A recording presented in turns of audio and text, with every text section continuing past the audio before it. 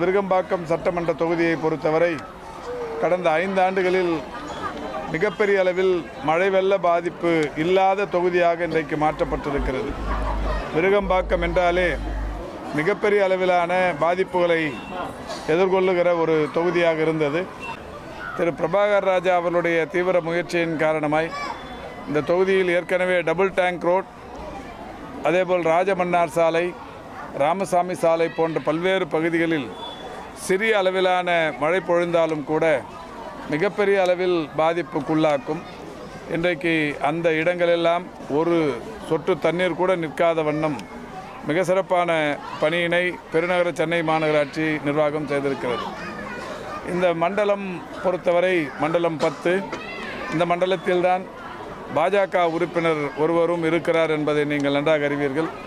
பாஜக உறுப்பினர் சகோதரி உமா ஆனந்த் அவர்கள் கடந்த மன்ற கூட்டத்தில் கூட நம்முடைய மாண்புமிகு தமிழ்நாட்டின் முதலமைச்சர் அவர்களுக்கும் அதேபோல் இந்த மண்டல குழுவின் தலைவராக கட்சி மாச்சரியங்கள் இல்லாமல் மிக சிறப்பாக அனைத்து வட்டங்களிலும் மக்களின் பணிகளை சிறப்பாக செய்து கொண்டிருக்கிற அந்த மண்டல குழுவின் தலைவர் திரு கிருஷ்ணமூர்த்தி போன்றவர்களையும் பாராட்டி மன்றத்திலேயே பதிவு செய்ததை நாம் அறிவோம்.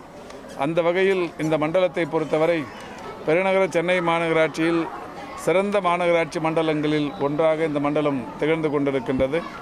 அன்றுக்கினிய பிரபாகர் ராஜா அவர்களுடைய முயற்சியின் காரணமாக இன்றைக்கு 2 புதிய பேருந்து வழித்தடங்களும் இயக்கி வைக்கப்படவிருக்கிறது.